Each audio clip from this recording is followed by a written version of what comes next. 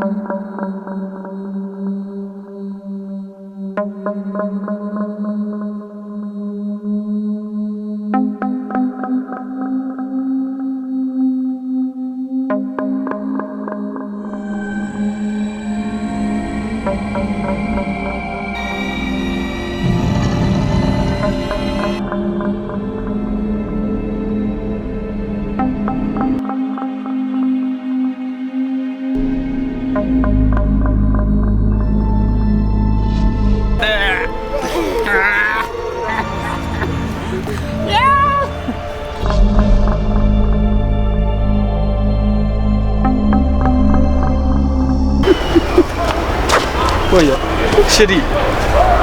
Rero nawe kujyana mu mazi. Sindi kuvujyana aha hantu ni heza hafite uburanga, hari amazi meza. Nisi bagira ngo umujyane. Bebe amazi arasa nabi nawe iri. Oya mu bebe. Asundi ku Gisenyi wambwiraga ni hano. Ku Gisenyere nasanze hari akavuyo abantu baba bari gusakuza kandi hano hari umutekano, hari ibisheke, hari iki. Kandi mu buzima bwanjye ntago mbashaka kukubabaza cyangwa nkujyane mu bisambo. Ego buri kumbesha. Wallahi ntagaruka. None se warambwiye ngo ku Gisenyi. None se hano wasakuza ngiye nakubwiye ko nanga urusaku. None se ukundi kunda urusaku? Urabizi mu buzima bwanjye ko nakubwiye. Ahantu hari ibintu babyina. Oya she ntago ngenda fuha, ntago mbashaka hari umuntu. None se urusaku no kufuha bihuriye. Uhitamo kuzana amazi asagutse. Ngazwe tujye kuyoga maze mbere. Oya ntago ari kuyoga, turayoga turaganira tumere neza. Ngwino aho umwereka ahantu hameze neza nagutegura.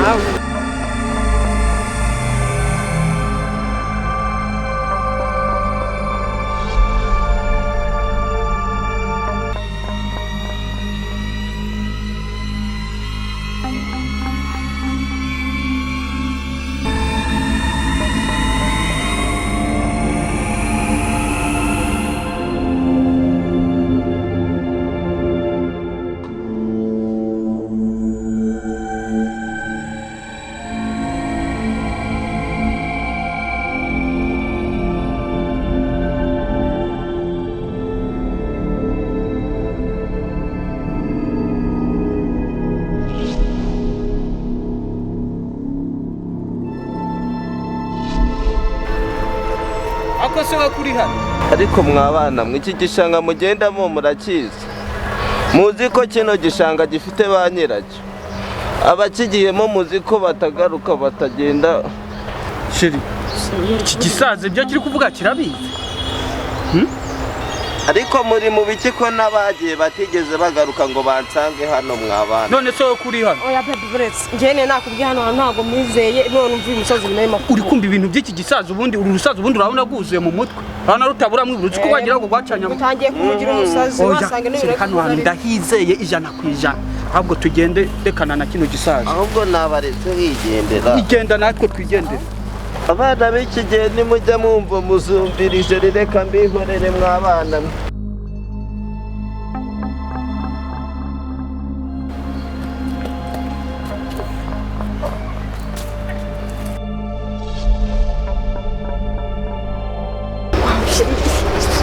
Sibyo se nakubwira. Tekanye kumva ko nukayaga. Baba we, reka mufotore. Ece nko kumazi. Buratse. Mwagafata yaka. Nako. Cyane rwose. Ongera. Kandi basa ari gufotora na kubanze mbere. Oya. Tu. Tusinji. Kandi fatena kandi ndi kureba amazi. Urumva umuyaga urimo? Nawe kure ufitorisi. Kahubwo twikuremo tujye kuko. Karakara shaka buri cyama. Winariko. Winariko. Njye ntabwo njye. Sikwambwiye yuko nkunda kuki mubwira ibintu ukabyanga. Ariko ibintu se by'amazi. Yambe basi. I love you. Ngiye koga. Yeah! Turaga post. Wow! Tu. Kiba we Instagram iri. Kamugira ureba icyoroshye gakaba. Mbega. Kamujyane noneho kwa Buraza mu bwato. Mu bwato. Dushobora turagera ku bwato byaho. Oya tugiye kuhagera nibyo nakubwiye yuko ngiye ngomba kugushyira ahantu heza hatekanye. Amasazi yo nta kibazo, amasazi se n'abana. Hari nariza ariko ngahansobanura uretse muco hano ndabimenye hano hemerewe kugenda abantu bakundana gusa nta muntu adakundana yemerewe kuza hano uziko agose babuze kubuzi n'ibintu ngiye nizi icyongereza mu Bufaransa ikindi reka ubwato oya ndagutembereza n'ahandi basirereka none reka tube turukiye hano urabizi ko hano hari abantu bakundana hano baba we sababira kunubi nanjye bwicare hasi ndakwicara nta kibazo ese ko nabyemeye yuko ngukunda wow rero hano ni nko muri Eden reka ngucire igishake ubanze wice ngo hagasi y'inyota nene nagikumbuye ngahaguruka pe butabuke nawe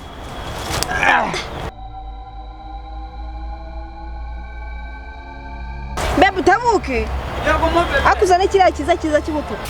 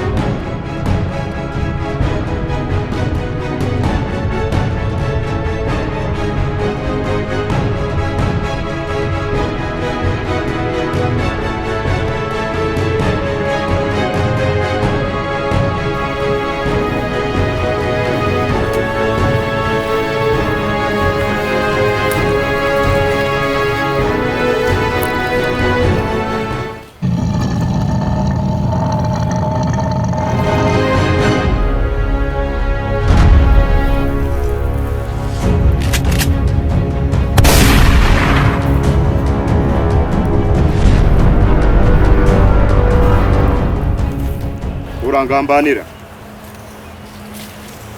fokofu muhambure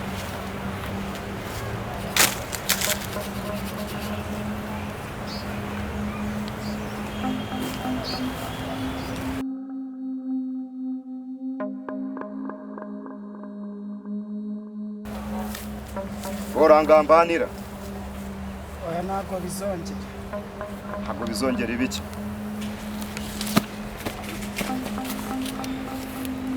bose nka shozi fokofu yesa ndumva ahubwo wamuntekera nkamurya ndumva aricyo gihano naguha mumbabarire bosi mumbabarire ntabwo nzongera kugambana